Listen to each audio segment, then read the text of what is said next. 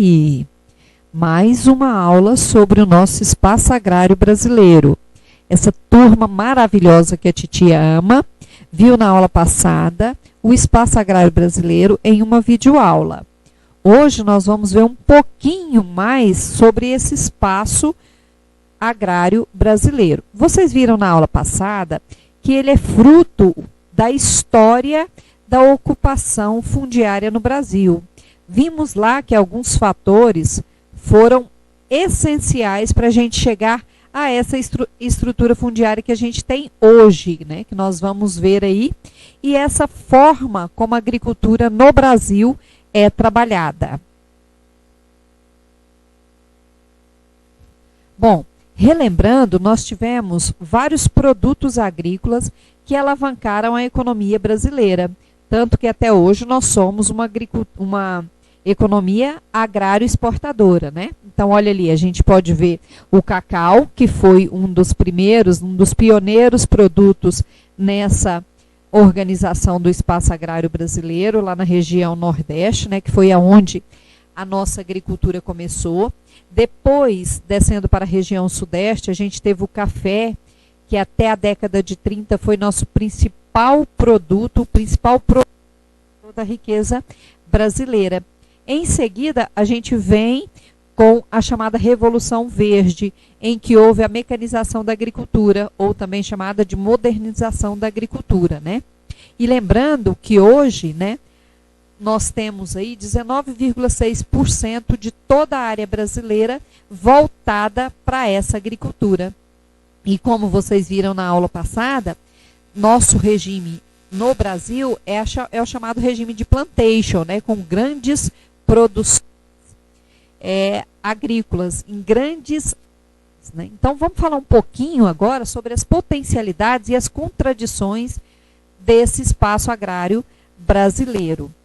Bom, nós temos dois tipos de produtividade, a chamada agricultura familiar e a agricultura de grande porte, ou também chamada de agricultura moderna, né? Na agricultura familiar, como a gente pode ver nessa imagem, a gente tem o trabalho familiar, que quem trabalha no campo, em sua grande maioria, são os membros da própria família.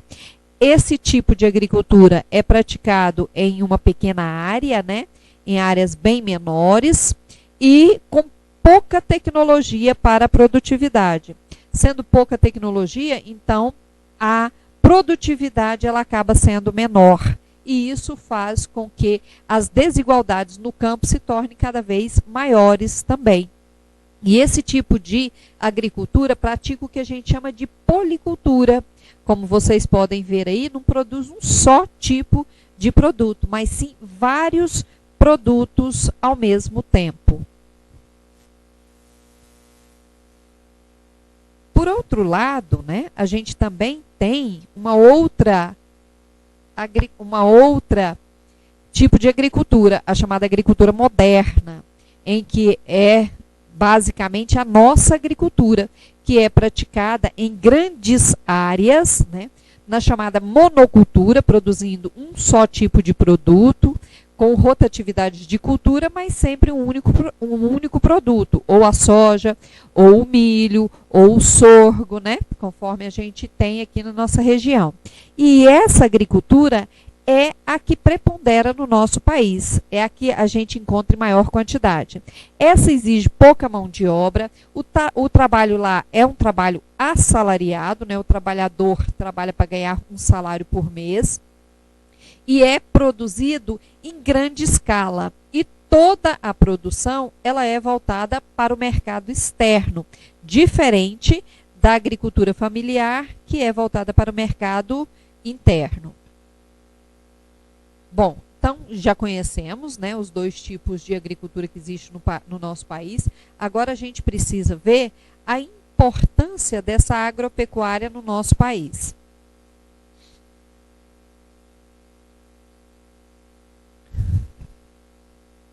E qual que é a importância da agropecuária no país?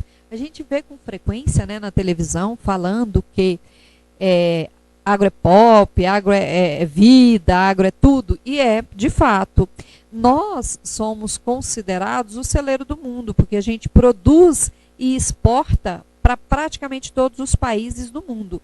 Então, nós temos uma importância muito grande.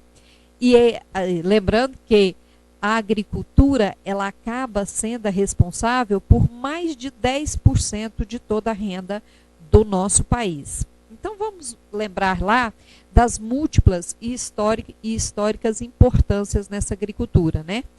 Na ocupação do território. Nessa ocupação do território, nós vamos ver aí que esse território nosso ele foi ocupado graças à agricultura. Começou lá no Nordeste, né, quando começou o extrativismo do pau-brasil, logo em seguida a produção do cacau e em seguida a cana-de-açúcar. Então a gente vai ver a importância dessa agricultura. Descendo mais para a região sudeste, ampliando esse território brasileiro, nós vamos ter a produção do café, que foi por muito tempo a principal riqueza do Brasil. A partir da década de 60, as fronteiras se alargam, né? Vai para o sul, com a produção da soja, em seguida vem para toda a região centro-oeste, que é o período que a gente chama de Revolução Verde, em que muda a forma de plantar e também os tipos de cultura, que surge aí a produção da cana.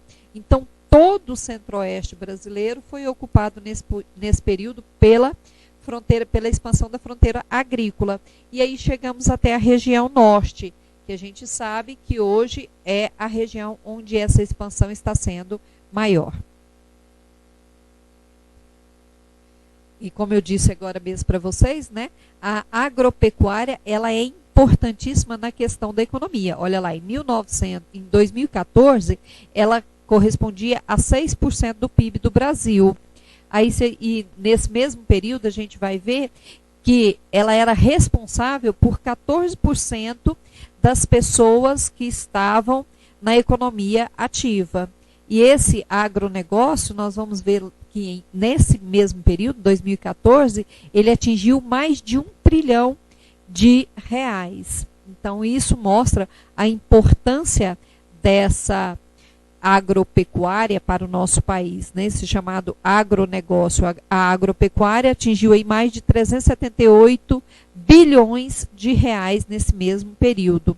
Então, será que a gente conseguiria viver sem essa agropecuária? E como eu disse, essa nossa formação latifundiária, ela é fruto da nossa história. Lá no Brasil colonial, nós começamos lá com as chamadas capitanias hereditárias, né, que foram enormes espaços de terras que foram cedidos para os chamados donatários. Então, a partir desse momento, a gente começa com um modelo de produção que é chamado de plantation, e essa plantation ela é configurada pela monocultura, que é o plantio de um único tipo de cultura, né, em latifúndios, que são as grandes propriedades rurais, e essa produção é toda voltada para exportação, ou seja, para o mercado externo. E a mão de obra que era utilizada até então era a escrava. Bom, então vamos mais adiante aí um pouquinho, né? Vamos ver o que faz com que o Brasil seja um dos maiores produtores agrários do mundo. Nós vamos ver que tem vários fatores, os fatores territoriais, econômicos, a produção agrícola, a produção pecuária, as principais participações. Então vamos lá. Quanto aos fatores, né, naturais, vamos colocar maior área agricultável entre os países do mundo. Nós falamos que quase 20% da nossa área é voltada para a agricultura, né?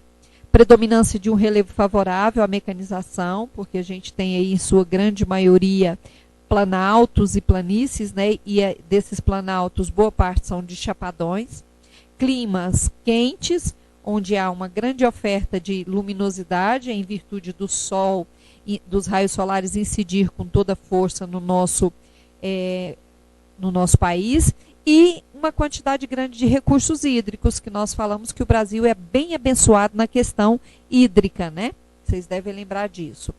Temos políticas de crédito e desenvolvimento tecnológico da agricultura, ou seja, o governo entra com uma contrapartida muito grande nessa agricultura, né? Olha aí o Plano Safra, crédito rural, temos a Embrapa que fornece a questão da tecnologia, né? E um grande mercado, tanto consumidor quanto o consumidor interno quanto o externo. O Brasil tem uma agricultura muito diversificada, realizada em todas as regiões do país, que nós vimos aí essa proporção grande, né? E distribuída em lavouras permanentes, que corresponde a 8% delas, né? E temporárias são aquelas que corresponde a 92%. As permanentes são, por exemplo, a produção de laranja, é permanente. A gente não retira os pés de laranja todo ano, não colhe e renova a plantação, né? E as temporárias são aquelas como, por exemplo, a soja, em que se colhe e novamente tem que produzir, né? Tem que plantar esse tipo de cultura. O outro ponto é que o Brasil tem no mundo participação expressiva na produção e comercialização de diversos produtos agrícolas. Olha, em 2017, nós fomos o 20º maior exportador do mundo. De cada 10 itens que saíram do Brasil, 7 eram produtos oriundos das atividades agrárias. Por isso que nós somos chamados de país agrário exportador. Além disso, nós somos os maiores criadores de animais do mundo, com destaque para os enormes rebanhos bovinos, que só perdemos para a Índia. E lembramos que a Índia, lá, a gente só perde para a Índia porque lá a vaca é considerada sagrada. Suínos, caprinos e ovinos, além da criação de frangos e galinhas. E vamos olhar esse gráfico aí? Olha, 65% das áreas do nosso país, graças a Deus, ainda é de vegetação natural. Ou seja, as florestas e outros biomas, né, que a gente conhece. 23% para a pastagem, já que a gente tem uma quantidade muito grande, né, de rebanhos. 7% para a agricultura e 4% para a urbanização. Então, nós somos, isso aí comprova que ainda somos um país primário. Aí aqui está mostrando o valor bruto da produção, tanto das lavouras quanto da pecuária. Aqui, para a gente ver nesse gráfico, né, a gente só vem subindo na questão dos valores do produto interno bruto em relação ao total de lavouras, total da pecuária e o valor total desse produto bruto. E aí tem alguns links, né, que se a gente quiser informar sobre a participação brasileira no mercado agrário. E agora vamos falar um pouquinho mais sobre a modernização agrária brasileira. Como nós falamos, a partir da década de 60, essa modernização ela se tornou intensa no nosso país. E ela acabou sendo uma imposição, principalmente dos Estados Unidos da América. E isso fez com que houvesse, né, uma ocupação socioespacial marcada pela desigualdade, porque nós vimos que a maioria das nossas propriedades rurais são latifúndios, enormes pedaços de terra em mãos de poucas pessoas. Então vamos conhecer um pouquinho mais sobre isso. A nossa origem, como eu disse, a gente começa lá em 1960, com a chamada Revolução Verde. O que foi essa Revolução Verde? Foi a implantação no nosso país de culturas que até então não existiam aqui, como, por exemplo, a soja. E por que disso? Eu disse que foi uma imposição dos Estados Unidos, porque eles precisavam principalmente vender as técnicas agrícolas para a gente e todos os insumos para que a gente desenvolvesse essa agricultura e também o maquinário. Então, houve aí uma formação de um verdadeiro cartel nesse sentido. Então, nós vamos ter a formação principalmente das cidades, né, porque precisava se expulsar um pouco desse povo do campo para a cidade, porque nesse mesmo período o Brasil começa aí com um processo intenso da industrialização, e essa industrialização precisava de mão de obra, e essa mão de obra ainda estava centrada no campo, então precisava disso, né? E aí começa a surgir essas técnicas agrícolas que eu disse, a indústria passa a ser uma forte aliada desse processo de revolução industrial, e os serviços começam a surgir também no nosso país. Então, há uma mudança, principalmente na cabeça do trabalhador, porque esse trabalhador, ele passa-se a exigir dele que ele tenha uma mão de obra qualificada. Isso porque ele é substituído pelas máquinas agrícolas. Então, essa revolução verde, a gente também pode dizer que foi a mecanização do campo. E essa mecanização acabou gerando um forte desemprego. Esse desemprego acabou provocando o êxodo rural para que essas pessoas mudassem para essas cidades, né? E com isso a gente vai ter um grande processo de urbanização no país a partir da década de 1960. E é claro que isso vai fazer com que haja um investimento muito grande em tecnologia, ou seja, os maquinários, né? Essa qualificação da mão de obra, porque aí vão exigir mais veterinários, vão exigir mais agrônomos, e isso faz com que o investimento seja maior. Mas é óbvio, o investimento maior, a produtividade se torna maior e o lucro também. Isso tudo vai exigir muita pesquisa. Daí essa importância de se qualificar a mão de obra, ou seja, investimento em educação. E aí nós vamos ter o aparecimento das máquinas no campo, que vai acabar tirando esse trabalhador e fazendo com que a competitividade seja maior. Contudo, a produtividade também vai ser maior. Então, essa implantação, tanto dessas máquinas, né, quanto dessas pesquisas no campo, vai fazer com que ocorra o que a gente chama de modernização da agricultura.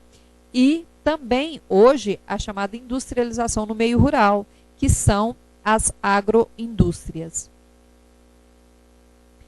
Aumentar a produção agropecuária brasileira, sobretudo de gêneros voltados para exportação. Essa era a principal meta da chamada mecanização, que era aumentar essa produtividade para que se exportasse mais e viesse mais divisas, mais din-din para o nosso país.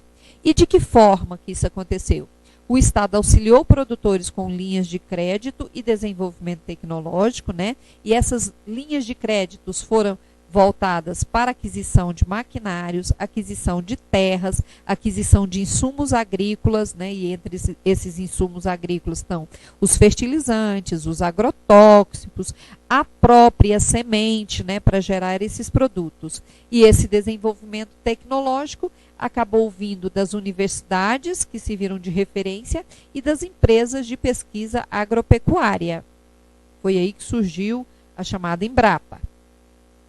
Nas questões econômicas, nós vamos ter aí grande tecnificação no campo, ou seja, cada vez mais a tecnologia está presente no campo, né? Isso vai gerar um aumento na produtividade, as chamadas super safras de grãos, uma ampliação das exportações, aí a gente passa a ter um superávit na balança comercial, porque nós passamos a exportar mais e importar menos, divisas para o pagamento da dívida externa, essas divisas é o dinheiro, tá?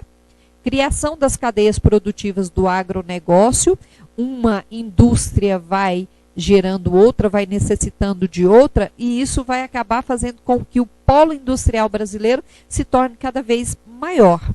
E o Brasil passou a ser o campeão das commodities, que nada mais são do que os negócios agropecuários. E as questões ambientais, nós temos aí que essa modernização se mostrou altamente impactante em termos ambientais, porque houve uma grande quantidade de desmatamento, né, que a gente viu, uma degradação muito grande dos biomas, principalmente o Cerrado e a Amazônia, que foi onde houve uma expansão da fronteira agrícola muito maior do que nas demais regiões, né? E isso também vai gerar, como eu disse, desmatamento, perda de biodiversidade, pressão sobre os recursos hídricos, degradação de solos e poluição do ar. E, óbvio, vai ter uma mudança na relação de trabalho no campo. Antes, o trabalho era feito por centenas, dezenas de trabalhadores. A partir do momento em que a máquina é introduzida no campo, diminui essa mão de obra no campo, daí esse trabalhador passar pelo chamado êxodo rural, né? E aumenta, vamos dizer assim, a tecnologia, diminuindo a mão de obra, o que vai ficar, ele passa a não mais ter as mesmas relações, que antes era o meieiro, antes era o poceiro, hoje já praticamente não existe mais essas relações de trabalho no campo. Hoje o trabalho no campo que existe e que prepondera é o trabalho assalariado, né? E há um aumento desse trabalho assalariado temporário, que é aquele trabalhador que ele só vai trabalhar no campo somente durante o período da safra. Na nossa região a gente presencia isso com frequência, né? O chamado trabalhador volante, que em algumas regiões, principalmente na região sudeste, ele é chamado de boia fria. E isso tudo acabou gerando o que a gente chama de desemprego estrutural. Então, houve uma mudança também nas relações de trabalho. Bom, nós vimos, né, que durante a nossa história houve a formação dos chamados latifúndios. O que são esses latifúndios? São as grandes propriedades rurais e elas vão gerar a exploração agrária. As chamadas, nós vimos que isso era histórico, como eu disse antes, começa lá com as capitanias hereditárias, que foi a primeira, digamos assim, reforma agrária que o Brasil passou, foi as chamadas capitanias hereditárias, dividiu-se e depois, para que o Brasil fosse colonizado, e depois a gente vai ver que quando eles começaram a perder o controle sobre isso e passaram a temer que os escravos tivessem como ter posse a essa terra, eles criaram a chamada Lei de Terras, em 1850, onde dizia que toda terra, ela para ser adquirida, ela teria que ser comprada, ou seja, a terra só poderia ser adquirida por meio da compra. E isso para quê? Para manter essa forma, essa estrutura latifundiária no nosso país. E aí nós vamos ter que a economia do Estado para a modernização agrícola acentuou a concentração de terras. É óbvio, quem é que vai ter dinheiro para comprar terra? Muito poucos. Então, muita terra será concentrada na mão de poucas pessoas. Isso vai formar o que a gente chama de estrutura fundiária do Brasil. Olha aí, que nós vamos ver com menos de 10 hectares, nós vamos ter 49,7% das propriedades. E olha a área ocupada, somente 2,3%. De 10 a 100 hectares, 39,6% de propriedades. Contudo, a área ocupada já passa para 17,7%. De 100 a 1.000 hectares, 9,7% de números de propriedades, contudo, a área ocupada é de 34,9%. Mais de 1.000 hectares, 0,9% de propriedades e 45,1% de área ocupada. Então, se a gente vê, é muita terra na mão de poucas pessoas.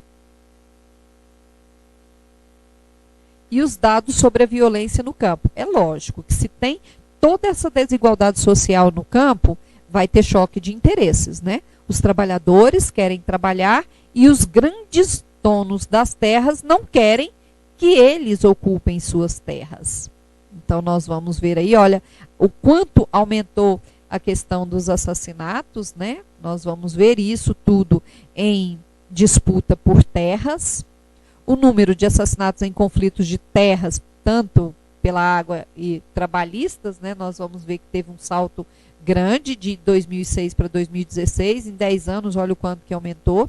Número de pessoas envolvidas nos conflitos de terra, água e trabalhistas também tem um salto bem expressivo. E os assassinatos e julgamentos de 85 a 2016, a gente vai ver que houve aí bem poucos os que foram condenados, né? Isso por quê? Porque na sua grande maioria são grandes latifundiários, e quem vai para a cadeia no Brasil, infelizmente, é pobre, né? Olha a quantidade de conflitos por terras que nós temos em nosso país. Isso em 2015. Hoje, a situação ainda está pior. E aqui algumas cenas, né, das disputas entre os grandes proprietários e os pequenos. E o que é pior, esses grandes proprietários, esses grandes latifundiários, eles têm o apoio do governo para se manterem como grandes produtores. E aqui nessa gravura que a gente viu, pessoas que se diziam, né, defensores da terra. No caso da Marina, eu não considero ela uma defensora dos pequenos produtores, porque o marido dela é um latifundiário e um dos maiores exploradores da floresta amazônica. E o que é pior, ela é do Partido Verde. Essa cidadã também foi uma que lutou bastante pela floresta amazônica, né? Então aí a gente vê o corpo dela, isso porque ela estava, vamos dizer assim, contrariando os interesses dos grandes produtores, dos grandes proprietários de terra. Bom, agora nós vamos falar sobre a reforma agrária. Isso resolve? Será que a reforma agrária é a saída para a gente diminuir esses problemas no campo? O Brasil, como eu falei, ele já passou por reforma agrária. A primeira delas foi as capitanias hereditárias e já passou por outra reforma agrária. Só que o que acontece? Na minha opinião, a forma como é feita essa reforma agrária no Brasil, tanto na primeira versão quanto na segunda versão, ela não resolveu o problema. Por quê? Porque ela foi uma reforma agrária distributivista. O que quer dizer isso? Desapropria os latifúndios e pagam a esse dono dessa terra até mais do que talvez ela vale, né? E isso é feito na figura do INCRA, que também é cheio de, digamos assim, maracutaia, né? É cheia de corrupção. E aí pega essa terra, distribui e entrega para as famílias e fala, toma que esse filho é seu, cuida.